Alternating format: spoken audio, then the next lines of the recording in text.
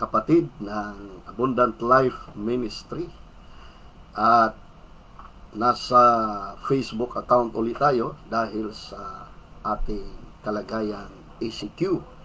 At ngayong umaga ay nakafocus ang ating pangangaral mula dito sa Genesis chapter 1 verse 1 to number 3. At sikapin ko na ito ay aking suportahan sa pamagitan ng mga arguments or apologetics view para sa pagpapatibay na ang ating paniniwala na may Diyos ay lalo ito maging matatag. Higit sa lahat, kailangan natin ang gabay at tulong ng ating Panginoon. Tayo manalangin bago basahin ang salita ng Diyos. Dakilang Diyos, kami ay umaasa lamang sa iyo na magbigay ng karunungan at kaunawaan para sa paniniwala na ikaw ay nariyan at gumawa ng lahat ng bagay sa mundong ito. Panginoon, tulungan mo ang iyong lingkod na mga ngaral ayon sa iyong kalooban at maihatid ito sa puso ng bawat isang maabot sa tinig na ito para sila'y magkaroon ng pag-asa. Higit sa lahat, ang patunay na ikaw ang lumikha sa lahat ng bagay. Ito'y magsisilbing pagpapatibay ng kalooban sa pagpapatuloy lalong higit sa kalagayan ngayon. Purihin ka, Panginoong Hesukristo. Amen. Ngayong umaga, mga kapatid, mula sa Genesis 1 verse 1, ito ay nakasulat, "In the beginning, God created the heaven and the earth." Sa versikulo 2, "And the earth was without form and void, and darkness was upon the face of the deep.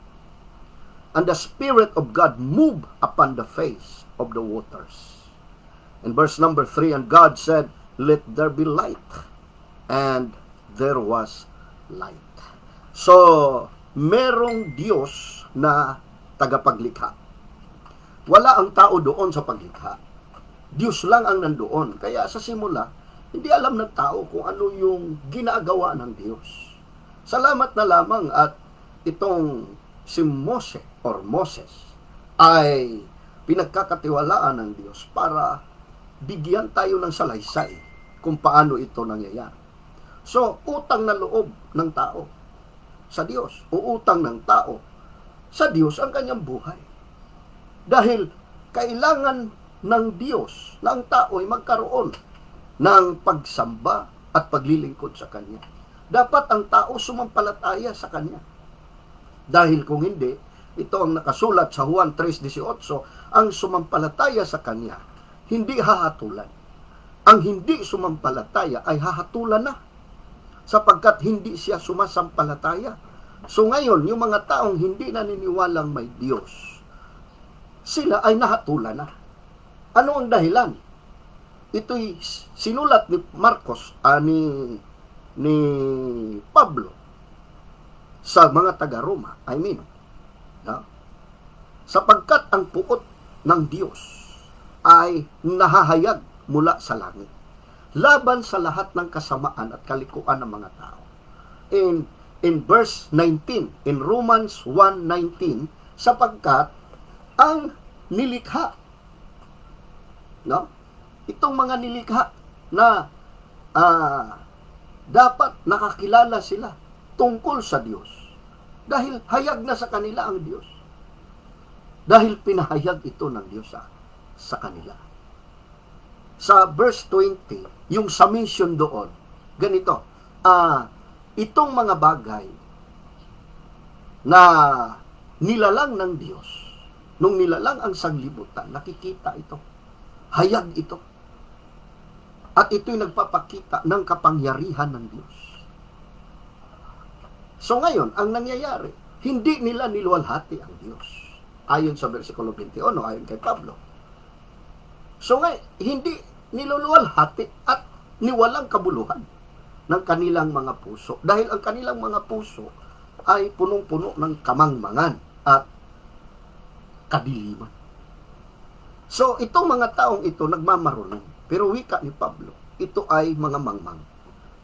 Dahil pinalitan nila yung kalulhatian ng Diyos sa larawan ng tao na nasisira. So, ang tawag ng Diyos sa kanila ay mangmang. So, ngayon, imbis na tanggapin ang kapahingahan na pinagkaloob ng Diyos para sa tao, dahil siya ang lumikha sa lahat. No, nung nilikha ng Diyos ang tao, siyempre, kasama ang mga anghel. Nakikita ng mga anghel kung paano likhain ng Diyos ang tao. So ngayon, ang nangyayari, imbis na luwalhatiin ang Diyos, para bagang maghihiganti pa ang tao, para bagang nagkakaroon pa ang tao ng pagiging rebellious dahil hindi sila naniniwalang mag-Diyos. Kaya nga mangmang ang tawag sa kanila sa Salmo 14 versikulo 1 na ito'y pinagtitibay ni Anselm ng Canterbury na ang tao na hindi naniniwalang may Diyos ay mangmang. So may Diyos na lumikha. So itong mga taong ito tatanggap ng kaparusahan na walang hanggan. So pagharap nila sa Panginoon, merong kaparusahan. At itong kaparusahan na ito ay para lamang sa mga tao hindi naniniwala sa Diyos. Dahil may Diyos na lumikha sa dagat, may Diyos na lumikha sa lupa. Kaya ang nais ng Diyos, sumamba tayo, magsiluhod sa harap ng Panginoon na may lalang sa tao. Ngayon, ayon sa versikulo 1, in the beginning, God created the heaven and the earth. So, napakalinaw. There is God that actually exists. And this whole universe came from God. So God created the universe through His Word. Now the earth was without form and void. And verse number 3, and God said. So He created the world through His Word, and God is the designer. He is the supreme intelligence of the universe. Kaya pinagtatanggol ito noong 1033 to 1109 ng arsobispo na si Anselm ng Canterbury. Yung tinatawag na ontological argument.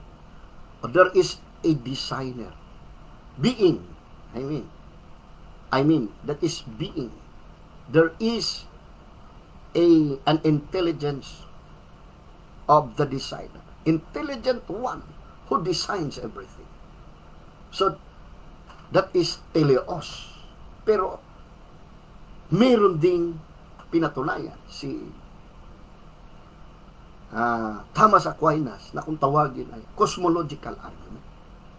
So, pag sinabi natin ontological, that is being, ang eksistensya ng Diyos bilang pinakadakilang ideya, maaaring malaman sa isipan ng tao, in the mind, ay patunay sa eksistensya ng Diyos sa realidad.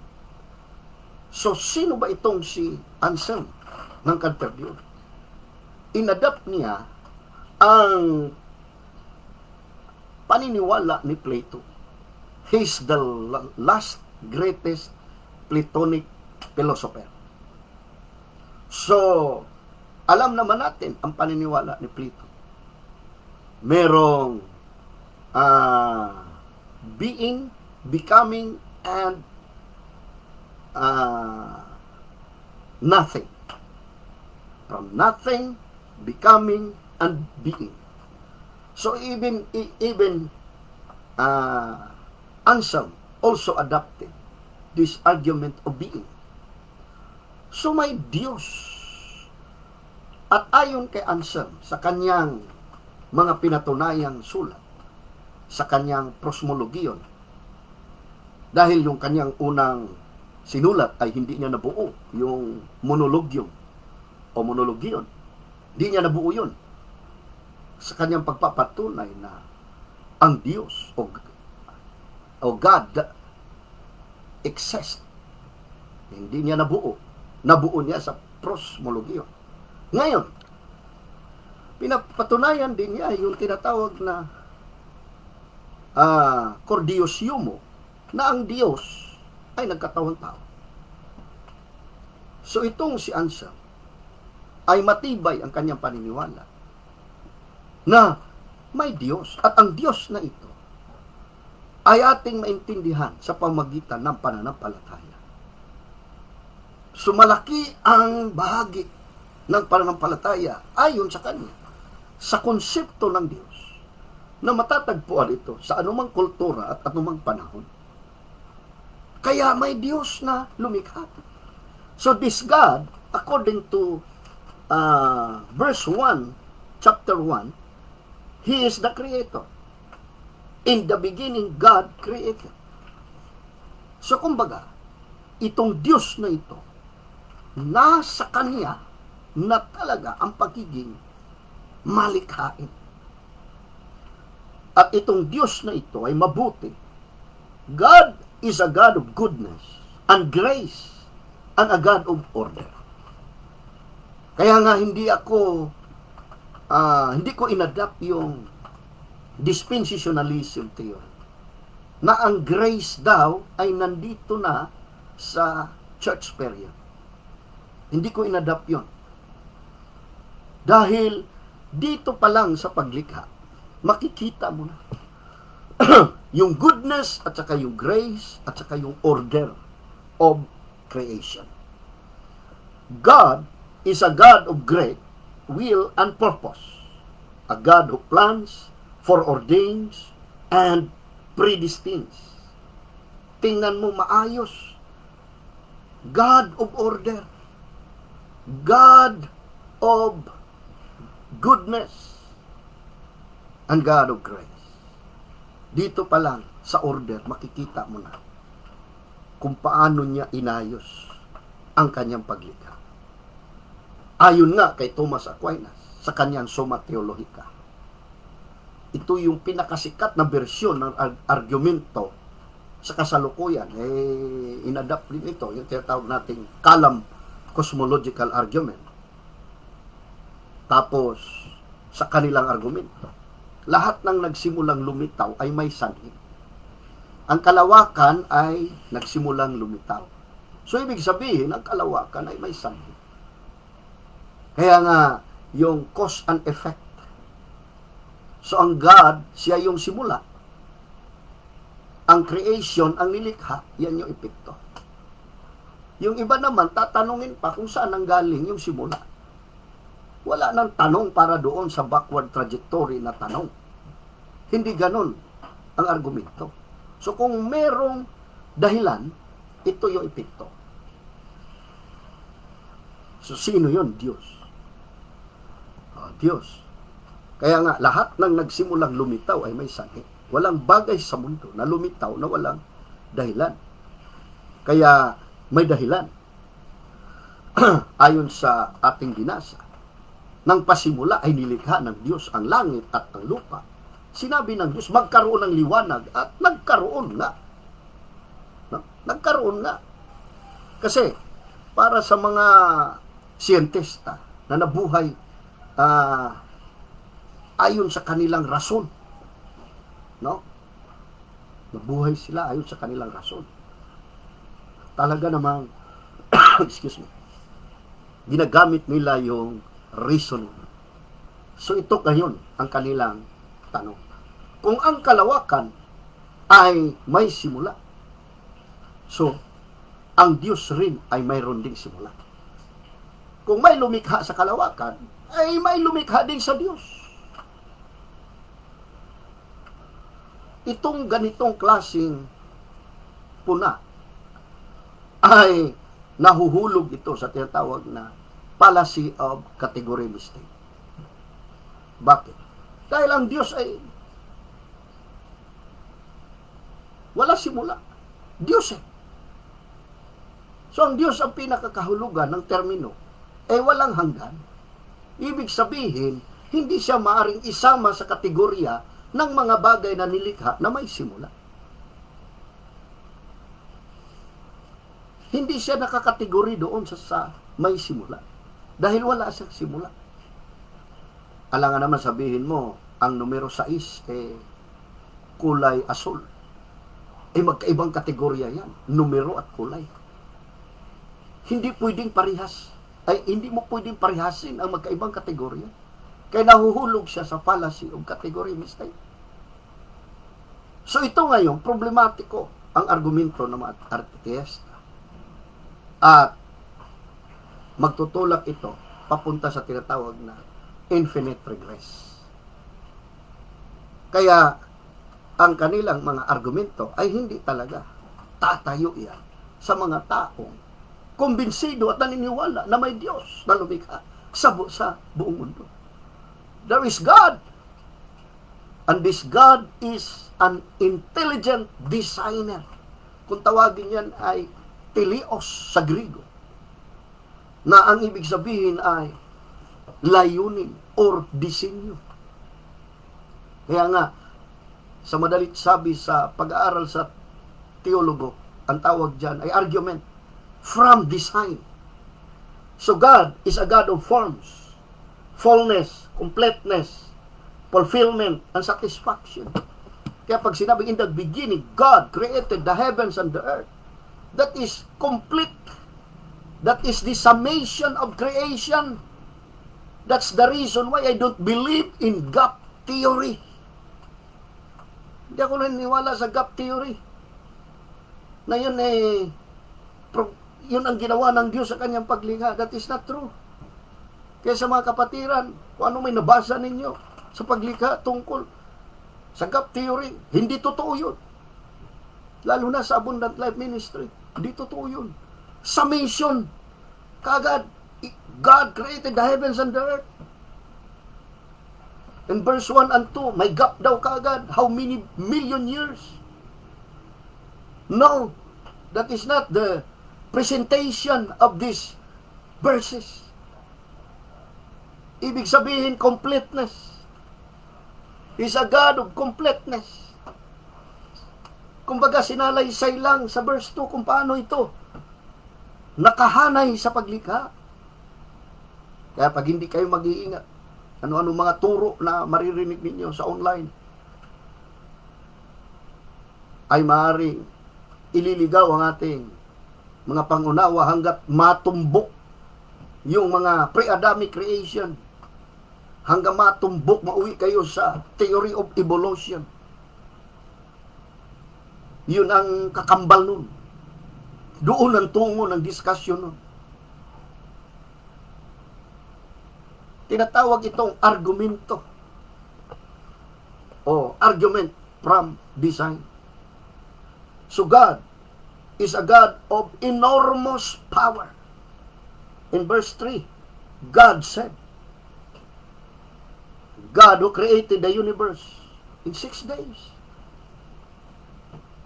Now, itong creation throughout this book, God created the heavens and the earth.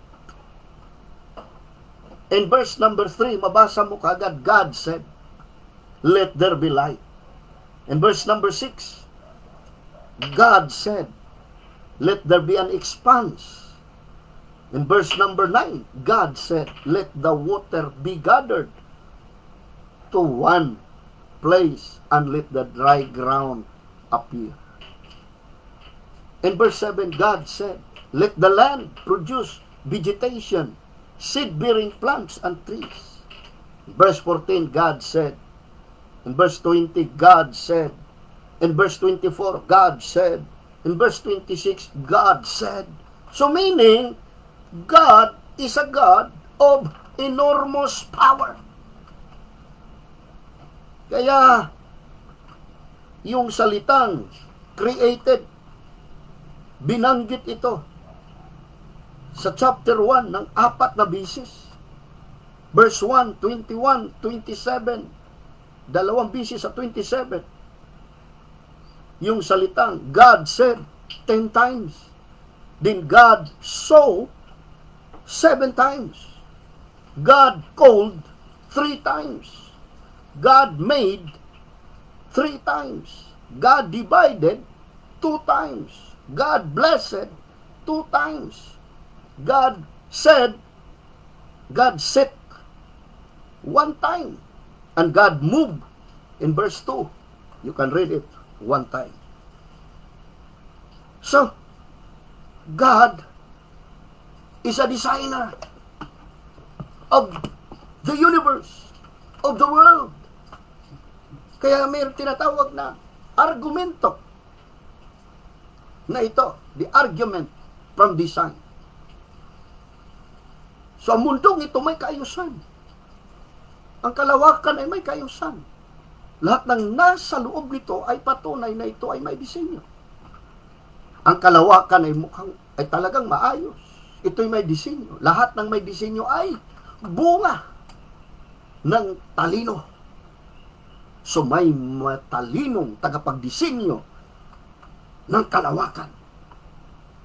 Purihin ang Diyos. Tayo'y naniniwala sa matalinong tagapagdisenyo ng kalawakan. Encourage ko lang kayo, anuman ang kalagayan nyo ngayon sa pandemyang ito, merong matalinong tagapagdisenyo sa buhay ninyo. Huwag ho kayong manglulupaypay. Deuteronomy 31 verse number 8, siya ay sa inyo. Kaya ang sabi ng Bible, huwag kayong matakot, huwag kayong maglupaypay. Kailangan manatili sa paniniwala. Sa verse 1, verse 2, verse 3 pa lang ng Genesis, pagbukas mo sa Bible, makikita mo kaagad may matalinong nagdisenyo sa buong kalawakan. Kaya ano pa ang ating kinatatakot na para bagang ikaw ay naglalakad sa dilim na hindi mo makita ang iyong unahan, hindi mo makita ang iyong paligid, ang likuran. Hindi mo ba alam kasama mo ang Diyos na siyang nagdisenyo sa lahat ng bagay?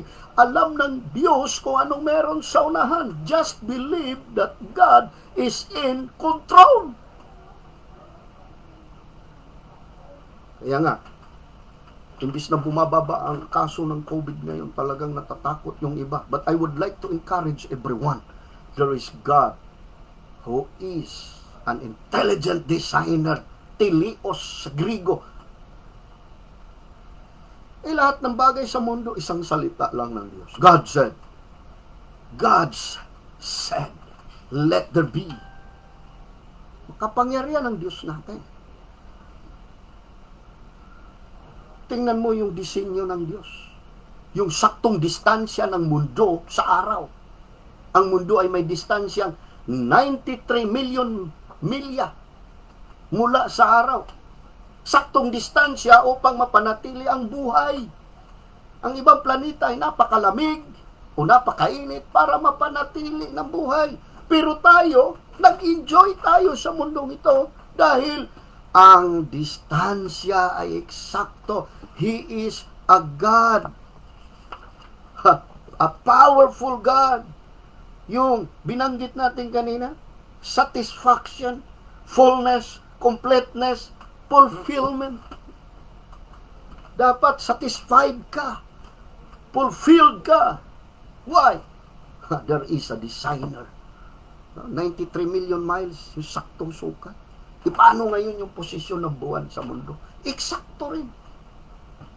Ang buwan ay umiikot sa mundo at nakadistansya ng 240,000 miles. Kung ito ay mas malayo ng kahit 20% man lamang, itong 7 kontinente ng mundo lulubog sa tubig ng 2 bisis sa isang araw. Pero purihin ang Panginoon. Merong nagdisenyo sa mundong ito. Hindi totoong walang Diyos. Mangmang lamang ang sabi ni Anselm of Canterbury, lagi niyang dinidiinan sa kanyang libro, kanyang sulat, mangmang lamang ang hindi naniwalang may Diyos. Kaya kung ikaw ay kumbinsido sa katuruan ni Friedrich Nietzsche, nako, magbago ka na, magsisi ka na.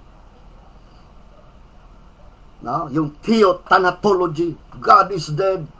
Yun ang kanilang mga ideolohiya. That's wrong. That's wrong. Mali yan. May totoong Diyos na lumikha. Isipin mo pa lang yung saktong pag-ikot ng mundo sa sariling aksis nito. May perpektong bilis, perpektong bagal, perpektong pag-ikot ng mundo sa sarili nito.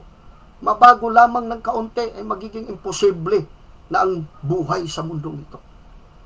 Kung mas mabagal ito o bibilis ito ng 10%, ano mangyayari? Masusunog lahat ng halaman sa mundo. Walang matitira. Sunog. Lahat ng halaman dito, sunog. Kaya nga, sabi ko kanina, ang ating buhay ay utang natin sa Diyos. Ayon kay Thomas Aquinas, bawat pagkakasala natin, nako, ang epekto nito, pangwalang hanggan. So, ibig sabihin, yung utang mo sa Diyos, pangwalang hanggan. Kung tingnan mo yung lakas at hina ng gravitational force, kung mas malakas ang gravitational force, madaling iinit at sasabog ang mga bituin. Ano mangyayari kung sasabog ang mga bituin? Magiging imposible ang eksistensya ng bituin tulad ng araw. At kung gayon, ay hindi mabubuo ang solar system. At imposible ang magkakaroon ng buhay. Pero may Diyos eh. In the beginning, God created. Bereset bara Elohim. May Diyos na lumikha. Kaya mapalad yung mga taong naniniwala sa Diyos na sa kalagitnaan pa ng pandemya, kaya nilang magpuri sa Panginoon. Ang mga labi ay punong-puno ng pag-asa. Ang mga kaisipan ay punong-puno ng pagpupuri, pagsamba. Ang puso ay punong-puno ng satisfaction mula sa salita ng Diyos. Kaya yung mga labi lumalabas, hindi puro reklamo at takot, kundi pagpupuri sa kalagitnaan ng pangangailangan. Nandoon pa rin ang pasasalamat. May Diyos na tagapaglikha. May Diyos na siyang gagawa ng milagro. Nag-aaral tayo ng science. Alam natin yung saktong komposisyon ng atmosphere sa mundo. Tinuturo ng ating mga guro yan. Ang mundo ay may saktong komponente ng atmosfera na para sa pagpapanatili ng buhay. Ano yun? 78% nitrogen, 20% oxygen, 2% carbon dioxide. Kaya to maintain life. Kaya nga ang mga awit 19:1, ang kaluwalhatian ng Diyos ay pinapahayag ng kalangitan. Ang ginagawa ng kamay ay ipinakita ng kalawakan. Lugong-lugo ka ba?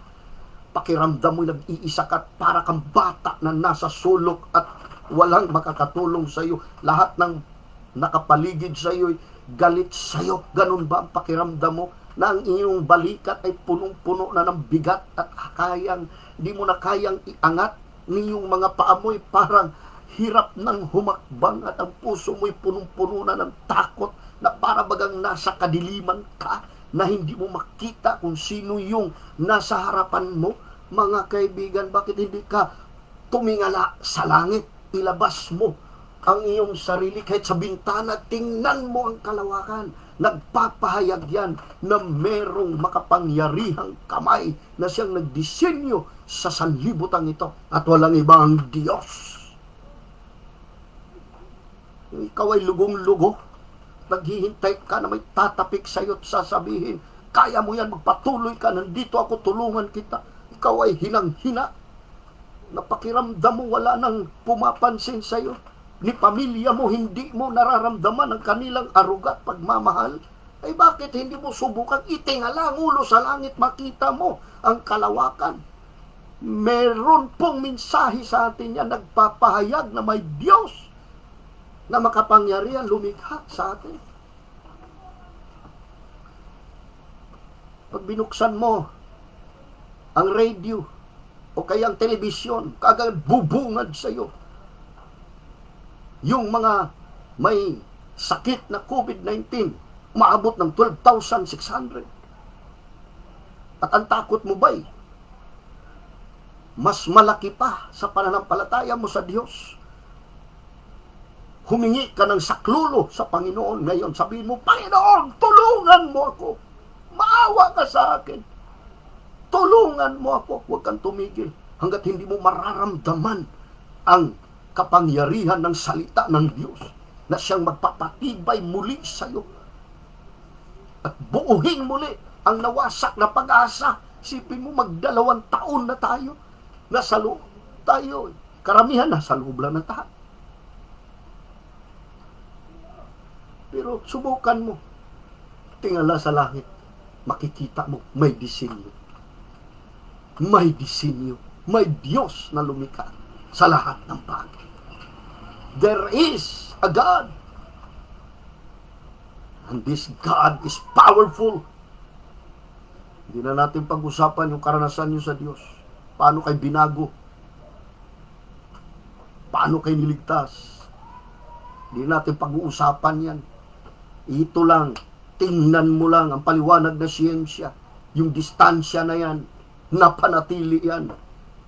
Kung walang Diyos, kung pinabayaan tayo ng Diyos, yung bawat access na yan, magkakagulo yan.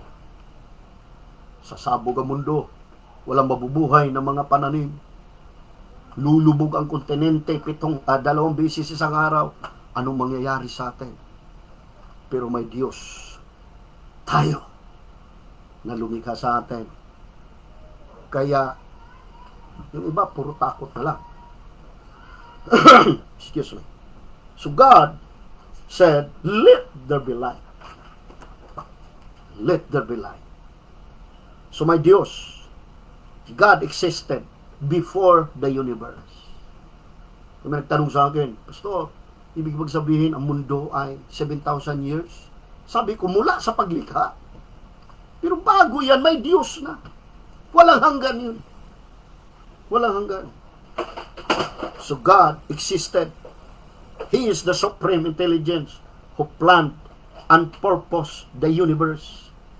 God is the sovereign power who created the universe. Kaya ilang bisis binanggit din yung salitang it was good 7 times. Yung salitang it was so 6 times. There was 1 time ang pagkabanggit. Isang bisis binanggit. In Nehemiah 9 verse 6, according to this Bible, sa NIV, you alone are the Lord. You made heavens, even the highest heavens, and all their starry host, the earth and all that is on it, the sea and all that is in them. You give life to everything, and the multitudes of heaven worship you. Wow! You alone. Walang iba. Walang counselor. Walang tagapagpayo na, dito mo ilagay ang buwan, dito mo ilagay ang araw, dito mo ilagay. Walang ganyan. You alone. Minsan kasi, ang mga tao mas magaling pa sa Diyos. Pagdating sa pagsubok, mas magaling pa siya, namimili pa ng pagsubok.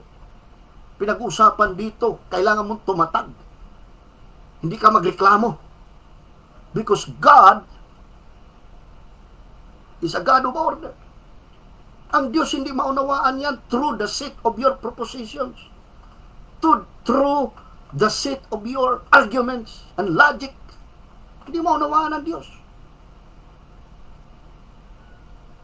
Kaya yung iba, kaya nga, noong Renaissance period, nagkaka-problem. Matindi hanggang dumating itong tinatawag na Enlightenment. Age of Reasoning. Age of Enlightenment. Why? Aristotelian eh. Dahil ang huling Platonic philosopher ay si Anselm Canterbury. Nagkaka-problem ngayon ang Christianity dahil ito na yung nag-adapt ng mga Aristotelian logic. Itong sila, Judaism, Islam. Yan ang umaatake sa Christianity.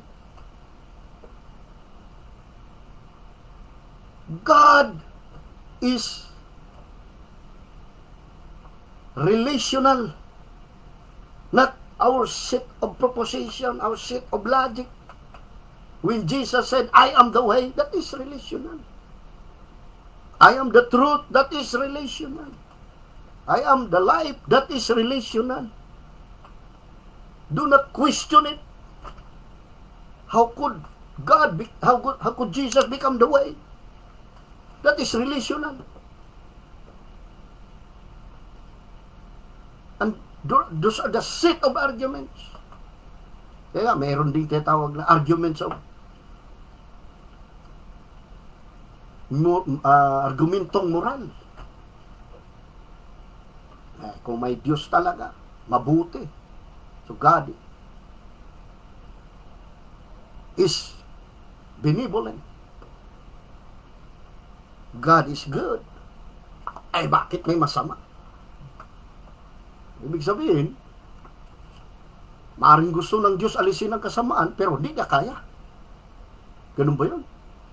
O kaya, ayaw niya alisin. Ayaw niya alisin. Kung gusto niya, pero hindi niya ito ginawa. Ano ibig sabihin? No? Nandiyan pa rin ang kasamaan. Okay, wala siyang kapangyarihan. Hindi niya kaya. Hindi niya kayang alisin. Yung argumento nila. Kung kaya ng Diyos, pero hindi niya gusto alisin ang kasamaan, ibig sabihin, masama din siya. O, di ba? Yan ang argumento na ginagamit nila. Ngayon, ang kanilang logic, simple lang. Kung gusto niya, alisin ang kasamaan, paano ngayon nagkaroon ng kasamaan ng mundo? Di ba? Kagad-agad. Kasi sinabi ko kanina, God is a God of grace. God is a God of order. God is a God of goodness. Kaya, kumbaga, yan ang issue ng theodicy. No? Ayaw itigil ang kasamaan. So, ibig sabihin, hindi niya kaya itigil ang kasamaan. So, hindi makapangyarihan. O kaya, masama siya. O kaya naman niyang itigil ang kasamaan, pero wala siyang pakialam. No? Bakit pa rin may kasamaan sa mundo?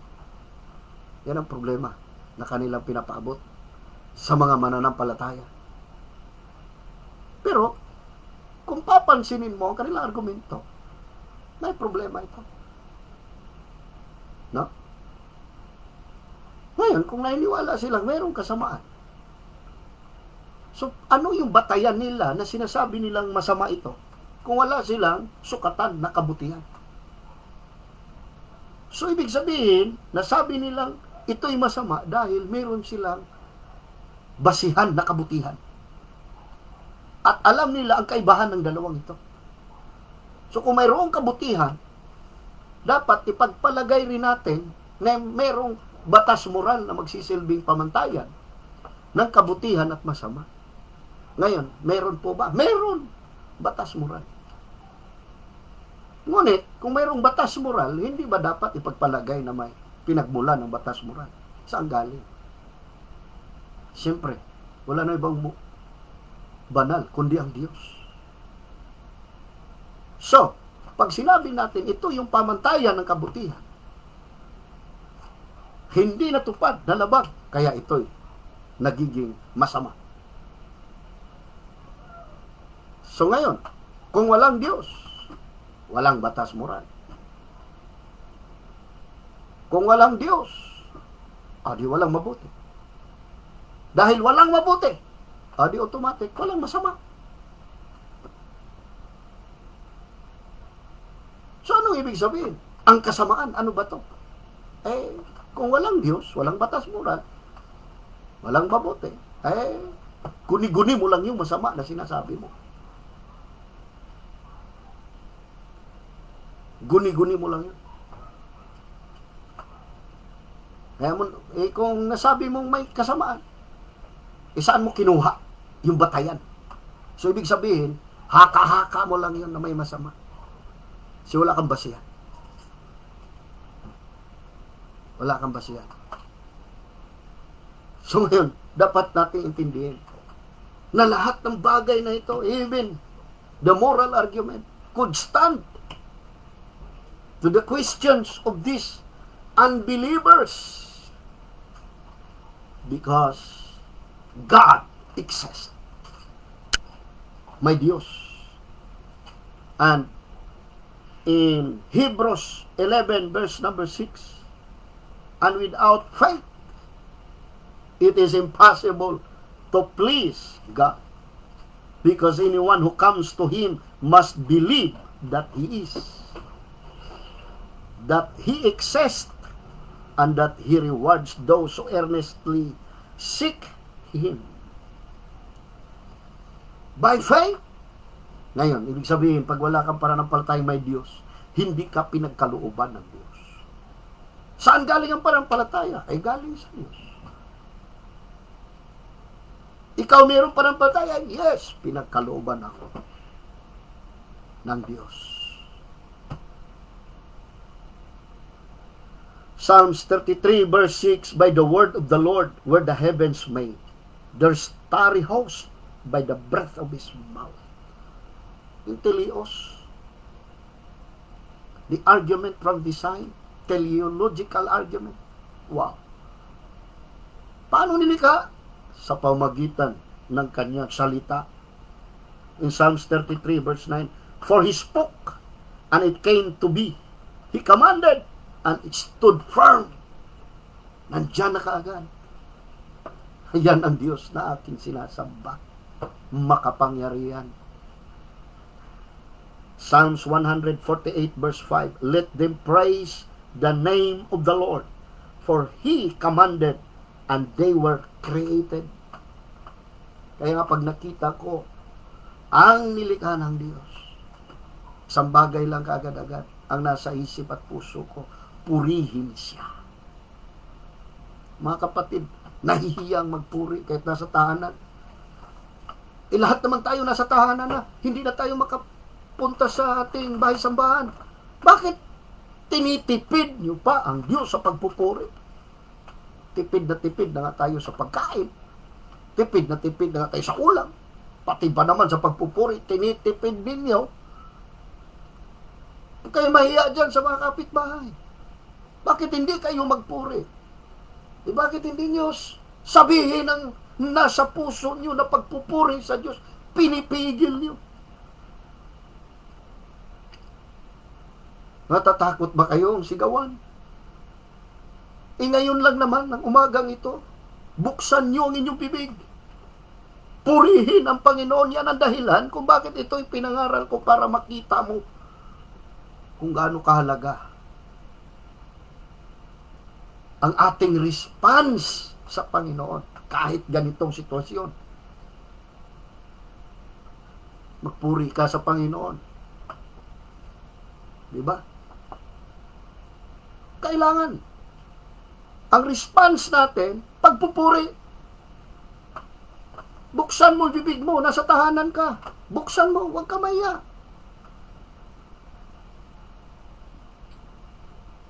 Isipin mo, araw-araw, 12,000 mahigit ang merong sakit. Tayo, malusog na malusog, iningatan ng Diyos. Di ka pa makapagpuri.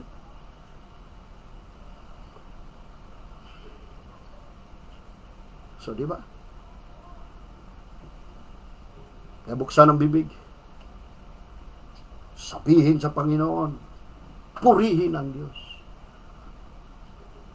Kaya sa mga estudyante na talagang idol si Simon Freud o Sigmund Freud, ayon kay Sigmund Freud, ang reliyon ay bunga lamang ng wishful thinking ng mga tao na takot sa realidad at nagnanasa ng kalinga ng isang makapangyarihang ama. Yun ang kanyang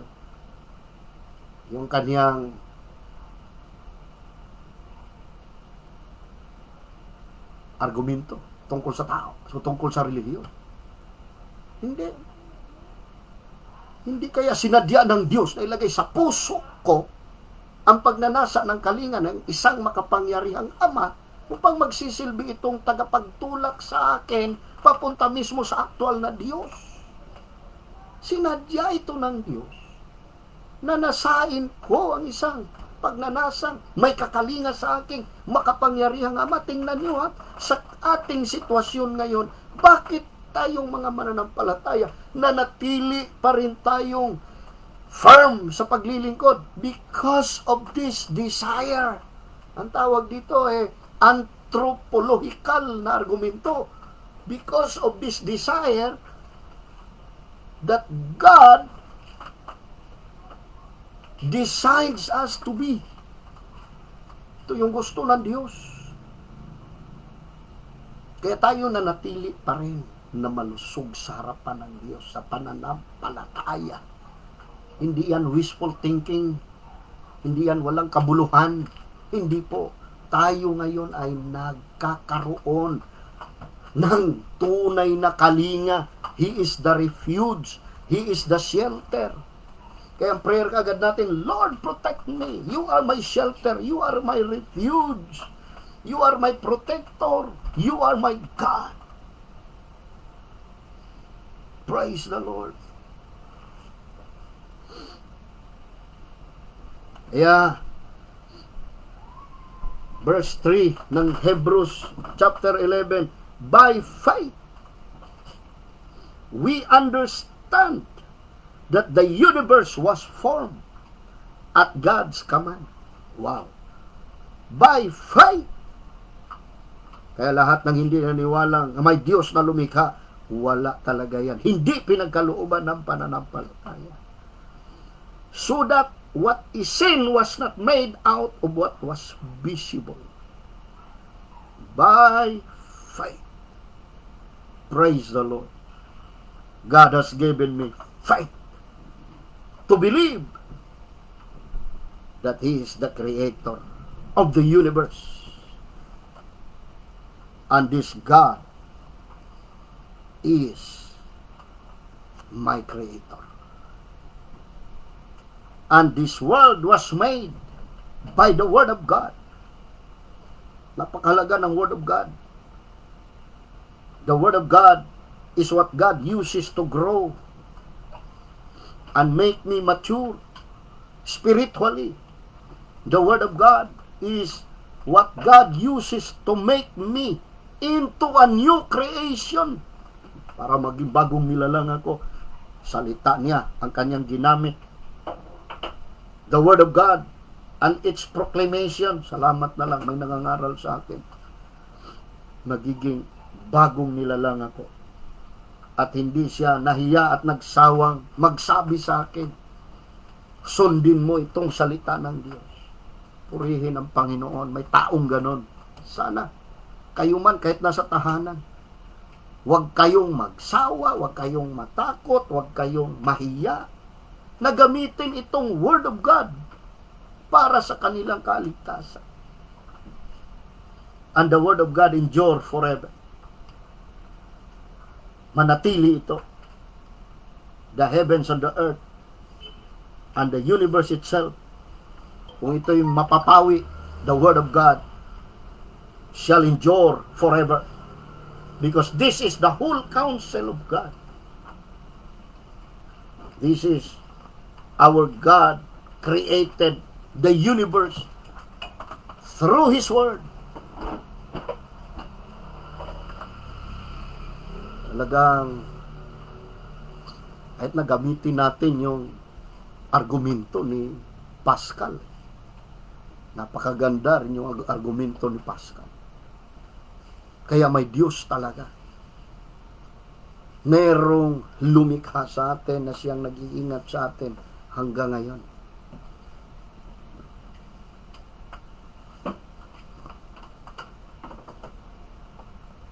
Kaya yung kasagsagan ng Death of God theology noong 1960. Inimbitahan si Billy Graham sa isang panayam ukol sa kung ano ang masasabi niya bilang komento sa kilusang ito. Nang siya ay tanungin ng, is God alive? Ang sagot niya ay, of course, He is. Tinanong siya kung paano siya nakakasiguro na may Diyos.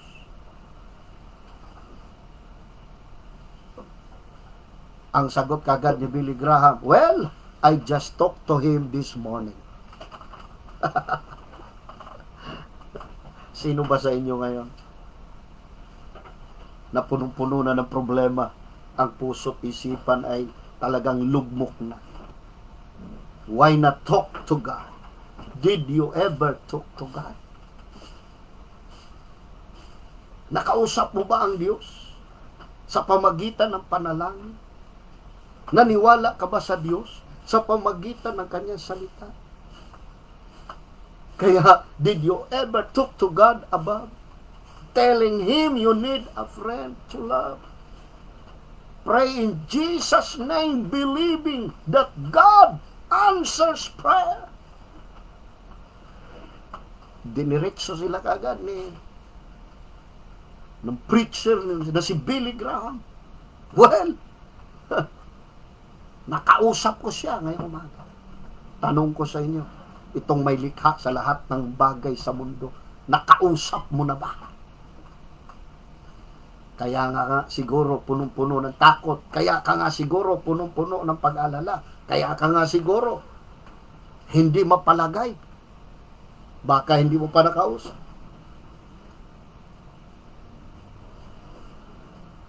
Karamihan sa mga universidad dito sa Pilipinas, hindi naman nagtuturo na ang Diyos Diyos daw ay patay. Ang kanila pinoproklama ay atheism. Walang Diyos. Patay ang Diyos. God's not dead.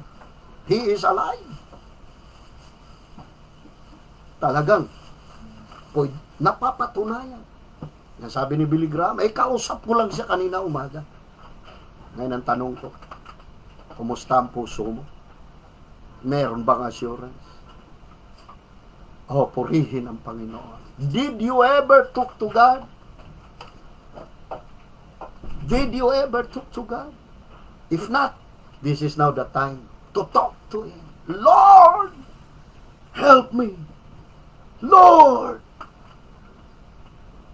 strengthen me. And Lord, bless me. Lord, use me and strengthen me. Mga kapatid, panahon na ating isuko ang buhay sa Panginoon. Sabihin natin, Panginoon, tulungan mo ako. Huwag mo akong pabayaan. Sa pangalan ni Jesus, ako'y mag-alay ng panalangin. Panginoon, tulungan mo ang bawat isang nakikinig ngayon, naabot ng tinig na ito. Abutin mo sila, Panginoon, at ikaw ang Diyos ang siya magpala sa kanila. Ang paniniwala at pananampalataya ay lumago sa kanilang isipan. Ano man takot, Panginoon, na siyang naghari sa puso'y pawiin mo sa pangalan ng Panginoong Hesus. Purihin ka, O Diyos. In Jesus' name. In Jesus' name. Amen.